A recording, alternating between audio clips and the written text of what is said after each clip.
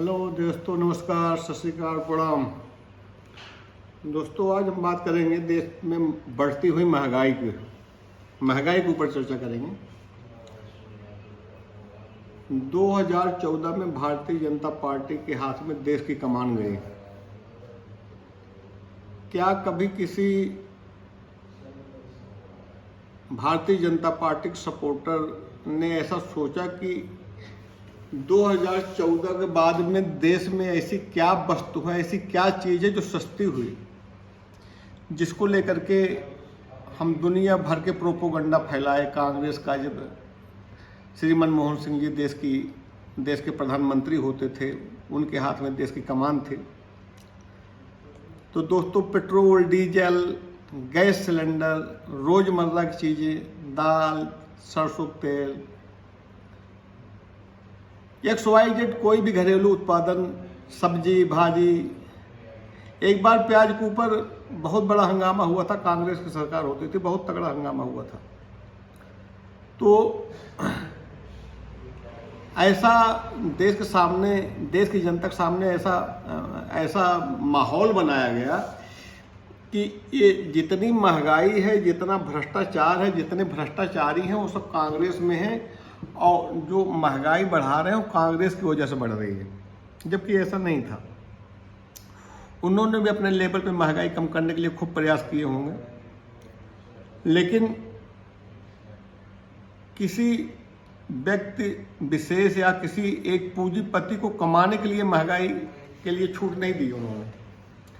वो भी अपना तर्क देते थे कि भाई पेट्रोल डीजल हमारे बस में नहीं है, कंपनियां बढ़ाती हैं, अंतर्राष्ट्रीय मार्केट में इनके दाम बढ़े होते हैं, इसलिए बढ़ जाती हैं। इनका भी यही तर्क होता है कि भाई हमारे बस की बात नहीं है। अच्छा, ये चीज़ मेरे समझ में नहीं आया कि ऐसा कौन सा चीज़ है जो भारत का संविधान सरकार अपनी सुविधानुसार उसमें संशोधन कर देती है, उसमें बदलाव ला देती है। बहुत सारे संशोधन कांग्रेस ने भी किया, भारतीय जनता पार्टी ने भी किया। एक कंपनी का ऐसा कौन तो लोचा है जो सरकार के बस में नहीं होता है। तो मुझे ऐसा लगता है कि एक कांग्रेस की जब सत्ता होती तो अपने कमाने के लिए, अपने बैठ के लिए, अपने टैक्स के लिए ऐसा जनता को बरगलाने का काम करते। भारतीय जनता पार्टी अपना करती। जैसे केजरीवाल ने बोला था कि BSES, रिलायंस, ये सब लूट मचा रखे हैं, मैं आऊँगा तो बिजली की दरें। अच्छा, लेकिन इन्होंने करके दिखाया।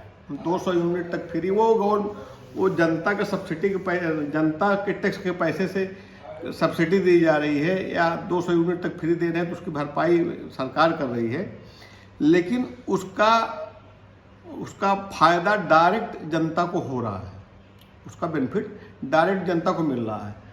अब एक नियम लगा दिए कि भाई वो गैस सिलेंडर का पैसा आप पूरा दो, आपको सब्सिडी का पैसा आपके अकाउंट में ट्रांसफ़र होगा। अब 114 रुपया, किसी में 84 रुपया, किसी में 86 रुपया वो ट्रांसफ़र होता है। तो मुझे नहीं लगता कि भारत में कोई भी नागरिक 86 रुपया या 114 रुपया या 112 रुपया बैंक में निकालने के लिए लाइन में खड़ा होगा और वो बैंक से अपना गैस सब्सिडी का पैसा प्राप्त करेगा। कुल मिलाकर के अब आज बात आ जाती थी कि बहुत बड़ा भ्रष्टाचार कांग्रेस के समय में चल रहा है और मेरे आते सारा भ्रष्टाचार खत्म हो जाएगा। कांग्रेसियों ने 2G कर लिया जी, 4G कर लिया जी, कोयला घोटाला कर लिया जी। तो एक ऐसा बूम बनाया गया भारतीय मीडिया के द्वारा और प्रेजेंट टाइम की जो सिटिंग गवर्नमेंट है इनके द्वारा, एक प्रोपोगंडा जनता के मन में बिठा दिया गया कि ये पार्टी बहुत बड़ी चोर है, बहुत बड़ी भ्रष्टाचारी है। अब मेरे आते वो सारे करप्शन खत्म हो जाएंगे, वो सब जेल में चले जाएंगे। इन्होंने 2G, 4G, जीजा जी का नाम लिया था रॉबर्ट वाड्रा, जो कांग्रेस पार्टी की प्रेसिडेंट अध्यक्षा श्रीमती सोनिया गांधी जी के दामाद हैं, प्रियंका गांधी जी के हस्बैंड हैं। तो उन्होंने हरियाणा में बहुत सारी ज़मीन लिया और वो लोन के पैसे से लिया DLF से, फिर बाद में वही ज़मीन उसका लैंड यूज चेंज करके DLF को बेच दिया। तो उसमें जो मुनाफा हुआ, जैसे 1 लाख रुपया DLF से लोन के एवज में लिया, तो ज़मीन खरीदा, तो उसका लैंड यूज चेंज करा, बाद में उसे DLF को सेल किया। तो जो भी प्रॉफिट लिए थे उसका बाकायदा वो टैक्स जमा किए थे। वो जो प्रॉफिट का 30% 27% टैक्स होता है वो टैक्स जमा कर दिए थे। अब चूंकि अच्छा अब आ जाते हैं 2G 4G वाले जो ये राजा करीम मोजी, इन सबको सुप्रीम कोर्ट ने बरी कर दिया कि कहीं इनके ऊपर कहीं ऐसा कोई सबूत सरकार ने एविडेंस नहीं पेश कर पाया। लेकिन सत्ता परिवर्तन के लिए अगर इस ढंग से एक माहौल बनता है तो माहौल मैंने देख लिया कि उस माहौल में ताकत बहुत होती है, सत्ता का परिवर्तन किया जा सकता है। अगर देशव्यापी माहौल ऐसा बनाया जाए, कोई भी प्रोपोगंडा झूठ का, तो झूठ ही तो था भाई। हरियाणा में आपकी सरकार है, आदरणीय खट्टर जी 2 बार के दोबारा चीफ मिनिस्टर हैं, भारतीय जनता पार्टी पूर्ण बहुमत से तुम बैठे हो, यहाँ केंद्र में बैठे हो, तो किसने रोका आपको रॉबर्ट वाड्रा को जेल में भेजने के लिए? अब इनके पास एक बहुत बड़ा वो होता है कि भाई इंक्वायरी चल रही है, जैसे भी एक मेंटली हरासमेंट इसको बोलते हैं। जैसे भी भारतीय जनता पार्टी ने जो ममता बनर्जी के 4 मुख्यमंत्री विधायकों के ऊपर CBI केस डाल दिया और उनको सेशन कोर्ट ने बेल दे दिया, बाद में CBI हाई कोर्ट चली गई, हाई कोर्ट ने बेल खारिज कर दिया। लेकिन हाई कोर्ट ने बेल खारिज करने के बाद में एक शर्त लगा दिया कि इनको हाउस अरेस्ट, मतलब अपने घर में कैद रहेंगे, अपने घर से बाहर नहीं जाएंगे। बाद में हाई कोर्ट ने रेगुलर बेल दे दिए। लेकिन इन सब चीज़ों के बीच में जो ये सफ़र करता हो वो आदमी मेंटली रूप से डिस्टर्ब हो जाता है। भाई कोर्ट कचहरी चक्कर काटना, वकील करना, बरिस्टर करना, वहाँ आज क्या होगा वो। फिर इन्होंने एक दबाव बनाया था कांग्रेस के ऊपर, पी चिदम्बरम जी के ऊपर, उनके बेटे कार्तिक चिदम्बरम के ऊपर। उनको भी CBI से हाई कोर्ट खारिज कर रहा, तो सेशन कोर्ट खारिज कर रहा, फिर हाई कोर्ट में अपील हो रही, वहाँ खारिज हो रहा। लेकिन उनको भी सुप्रीम कोर्ट ने बेल दे दिया। वो बेल इसलिए मिल जाती है कि क्योंकि जो सरकार एविडेंस पेश करती है उस एविडेंस में इतना दम नहीं होता है, क्योंकि कोर्ट भी कानून से चलती है और कानून चलता है सबूतों का आधार पर। तो सबूत जो होते हैं वो पेश नहीं हो पाते हैं, जब भी उनको बिल मिल जाती है। अच्छा, मुझे नहीं लगता इनके कथनी करने, मुझे नहीं लगता जैसे महंगाई के लिए बोले थे कि भाई मैं आऊँगा तो महंगाई बिल्कुल 0 हो जाएगी, पेट्रोल 30 रुपये लीटर मिलेगा, गैस सिलेंडर 200 रुपया का सिलेंडर भरेगा, प्याज 20 रुपये किलो धक्का खाएगी, टमाटर 20 रुपये किलो बिकेगा। अपना एक प्रोपोगंडा तैयार किए थे। तो उसी पर अच्छा वो सब चीज़ें हो नहीं पाई, वो सब चीज़ें धरातल पे तो कोई कहीं दिख नहीं रही। आज की डेट में पेट्रोल 105 रुपया पार जा रहा, डीजल जो है 92 रुपया 93 रुपया लीटर जा रहा। तो मैंने ये देखा जैसे ये झूठ था उसी प्रकार से भ्रष्टाचार भी झूठ था। क्या पता किए भी रहे होंगे, थोड़ा बहुत किए रहे होंगे, लेकिन जिस प्रकार से ये लोग जनता के सामने प्रेजेंटेशन इनका जितना बेहतरीन तरीके से था, वो झूठ का प्रेजेंटेशन, झूठ का बहुत बेहतरीन तरीके से था। तो हमें ये लगता था काला धन, विदेशों में इतना काला धन है जी, हमारे बैठते सारा काला धन वापस आ जाएगा। अब काला धन इतना आएगा, वो 15 लाख रुपए देने के लिए मोदी जी नहीं बोले थे, वो सब तो देखो एक बेकार की बातें होती है। ये बोले थे कि इतना काला धन आ सकता है, हर भारतीय के नागरिक में 15-15 लाख रुपए हो सकते हैं, मतलब 15-15 लाख रुपए डिवाइडेशन हो जाते हैं। तो वो काला धन कहाँ चला गया? अब आपको किसने रोके? अब बताते हैं कि नहीं, अंतर्राष्ट्रीय कानून जो है वो हमें नहीं ऐसा लाने के लिए मंजूरी देती है। तो भाई आप केंद्र की सत्ता संभाल रहे हो तो आपको तो चीज़ पहले पता होनी चाहिए। जैसे केजरीवाल जी कहते हैं भाई ये तो LG नहीं करने दे रहे हैं, तो केंद्र सरकार नहीं करने दे रहे। अरे भैया, जब तुम दिल्ली के मुख्यमंत्री विधायकी के चुनाव लड़ रहे थे तो जब भी तुम्हें पता होना चाहिए कि दिल्ली केंद्र शासित प्रदेश है, आधे मालिक LG होता है, आधे मालिक CM होता है। तो जैसे केजरीवाल जी का लोकपाल गायब हो गया, नहीं ये तो मैं कर ही नहीं सकता, जो वो राइट टू रिजेक्ट, मैं विधायक बन गया हूँ, अब 5 साल में जनता को पसंद नहीं आया तो मुझे वापस कर सकते हो। तो नहीं, ये तो ये कानून तो केंद्र सरकार नहीं पास होने देगी, ये सरकार तो LG साहब नहीं पास होने।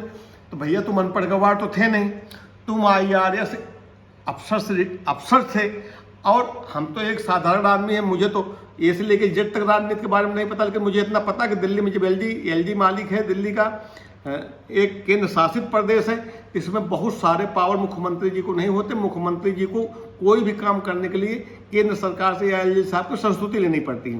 तो नेचुरल है आपको भी ये चीज़ पता रही होगी। लेकिन जनता को बरगलाने के लिए आपने ऐसा प्रोपोगंडा, उस टाइम श्रीमती शीला दीक्षित जी दिल्ली की CM होती थी, उनके खिलाफ ऐसा प्रोपोगंडा, वो बेचारी चुनाव हार गई, वो चुनाव उनको हारना पड़ा, और जनता को लगा कि शीला दीक्षित जी केजरीवाल जी के बनते जेल चले जाएंगे, उनकी पूरी जिंदगी जेल में कटेगी। हालांकि ऐसा कुछ नहीं हुआ, सब बेकार की बातें होती हैं। तो मैं एक चीज़ देखा हूँ कि हम कहीं न कहीं भावना में बह जाते हैं तो मेरा सभी भाइयों से जरूर अनुरोध रहेगा कि किसी को भी वोट देने के प्रति उसकी भाषा को जरूर सोचो कि भाई क्या वो कहना चाहता। अभी जैसे हमसे यही तो नारा लगवा जाता है कि भाई आपको काला धन वापस चाहिए कि नहीं चाहिए, हम यही कहते हैं कि हाँ जी हाँ चाहिए, वापस चाहिए जी, वापस चाहिए। आपको भ्रष्टाचारी जेल के अंदर चाहिए कि नहीं, हाँ जी चाहिए। अब हमें क्योंकि जनता है, जनता तो यही है, हाँ जी भाई साहब, जी भाई साहब। ये तो पूछ ही नहीं सकते भैया काला धन है कहाँ, किसके पास है, आपके पास क्या स्रोत है, कितना काला धन है, भ्रष्टाचारी नेता है कौन, आपके पास क्या सबूत है, आपके पास क्या पुख्ता इंतजाम, आप कोई सीबीआई हो कि आप काला धन में वो भ्रष्टाचारियों को जेल भेज दोगे, आप कोई जज लगे हो क्या जेल भेज दोगे। लेकिन उसके पीछे एक ही रीजन है कि हम सवाल जवाब नहीं करते। एक सिटिंग विधायक आ जाएगा तो उसके पीछे पीछे हम फूल माला लेके खड़े रहेंगे जबरदस्ती। वो कहता नहीं कि हमें पहनाओ, लेकिन हम अपनी वफादारी पेश करने के लिए जबरदस्ती खड़े रहेंगे और उसका इंतजार करेंगे। आते माल्यार्पण करेंगे, उसके पैर छुएंगे। अरे भैया वो भी हमारे तुम्हारे समान एक सामान्य इंसान है। हमारा कर्तव्य है कि हम उसकी बातों में हम हाँ न मिलाएं, हम उससे सवाल करें, हम उससे पूछें आपने ये वादा किया था विधायक जी, इसका क्या हुआ, सांसद जी से आपसे मैंने ये वादा किए थे, इसका क्या हुआ, मंत्री जी आपने ये वादा किया था, उसका क्या हुआ। लेकिन अभी हमारे देश में क्वेश्चन नहीं कर सकता कोई। प्रधानमंत्री जी 2 लाख की जनता को संबोधित करते हैं, उस 2 लाख की जनता में से एक भी सवाल उठ करके नहीं आएगा और वो जो भी कह देंगे भूल से भी कि मित्रों आपको काला धन वापस चाहिए कि नहीं चाहिए, जी हर हर मोदी। तो हम चूंकि हमारी सवाल करने की प्रवृत्ति नहीं है, हम हमेशा क्योंकि हमारे दिमाग में एक बहुत संकुचित दिमाग के विचारधारक होते हैं। कभी हम नुकसान, पड़ोसी को नुकसान हो रहा होने दो ना, हमारा क्या है, हमारा तो नहीं हो रहा, उसका हो रहा है। अगर हम खड़े हो जाए एक विधानसभा क्षेत्र में 500 आदमी 100 आदमी वगैरह एक्टिव हो गए और उनसे सवाल करने लगे कि इस सड़क को बना रहे हो, इसका क्या रेशो है, कितने इंच की मोटाई है, पुराना रोड खोदा गया कि नहीं खोदा गया, उसको तोड़ करके नया बनाया जा रहा है कि नहीं बनाया जा रहा, तो वो विधायक करप्शन नहीं कर सकता, वो सांसद करप्शन नहीं कर सकता। उसको पता है कि जनता खड़ी हो जाएगी सड़क पे, जनता आपसे सवाल कर लेगी। लेकिन कैसे भी करके नारियल लेके बहुत पहले खड़ा हो जाएगा कोई भी सामाजिक कार्यकर्ता जी और बहुत चौड़ जाएगा जी विधायक जी तो हमसे नारियल फोड़वाए। तो दोस्तों हम तो ये कहेंगे, हालांकि मैं नहीं चाहता हूँ कि हमारी ही विचारधारा बहुत अच्छी हो, क्या पता बहुत आदमी को अच्छा लगता होगा, बहुत आदमी नहीं अच्छा लगता होगा।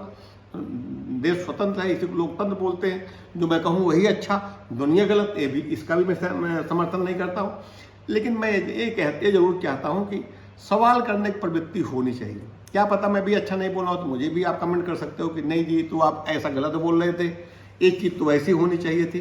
तो दोस्तों सवाल करिए किसी भी नेता से, निगम पार्षद हो, ग्राम प्रधान हो, ब्लॉक प्रमुख हो, विधायक हो, सांसद हो, जिला पंचायत अध्यक्ष हो, मंत्री हो, उससे जिस दिन आप सवाल करने की हिम्मत जुटा लोगे, देश से भ्रष्टाचार अपने आप खत्म हो जाएगा। जय हिंद, जय भारत।